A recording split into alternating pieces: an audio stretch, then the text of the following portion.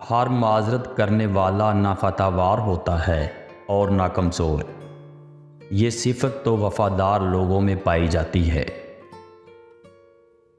دوسروں پر کیچڑ اچھالنے سے پہلے اتنا یاد رکھیں کہ آپ بھی انسان ہیں اور غلطیوں سے پاک نہیں۔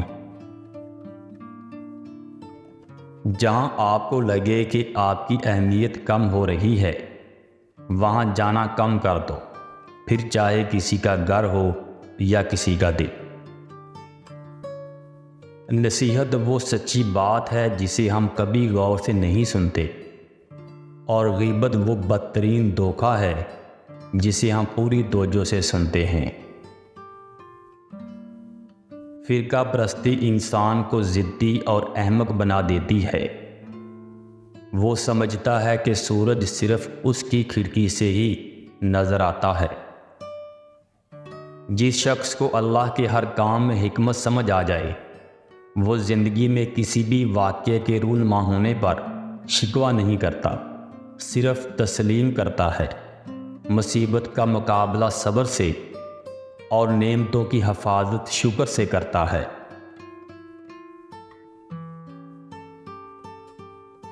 جس سے محبت کی جائے اس سب کا مقابلہ نہیں کیا جاتا۔ کسی کو پا لینا محبت نہیں، بلکہ کسی کے دل میں جگہ بنا لینا محبت ہے۔ اگر میرا ضمیر اور نیت صاف ہے تو اس بات سے کوئی فرق نہیں پڑتا کہ کوئی مجھے اچھا کہے یا برا۔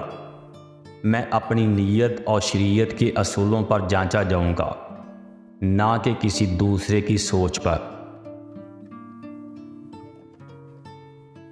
خلوص کی کوئی زبان نہیں ہوتی، یہ دل میں محسوس ہوتا ہے اور آنکھوں سے جھلکتا ہے۔ آنسو کا جاری نہ ہونا دل کی سختی کی وجہ سے ہے، اور دل کی سختی گناہوں کی کثرت کی وجہ سے ہوتی ہے۔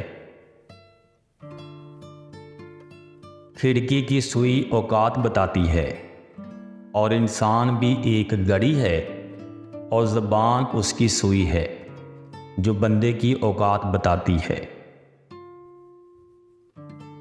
لوگوں کے ساتھ اتنا برا رویہ اختیار نہ کریں جتنے برے وہ ہیں، بلکہ ان کے ساتھ اتنا ہی اچھا رویہ اختیار کریں جتنے اچھے آپ ہیں۔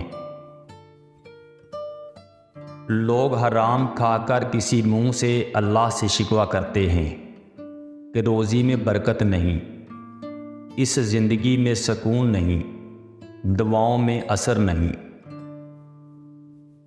والدین کبھی غلط نہیں ہوتے، اگر ان سے غلط فیصلے ہو بھی جاتے ہیں تو ان کی نیت صاف ہوتی ہے، اور انہی کی دعاؤں سے تقدیریں بدل جاتی ہیں۔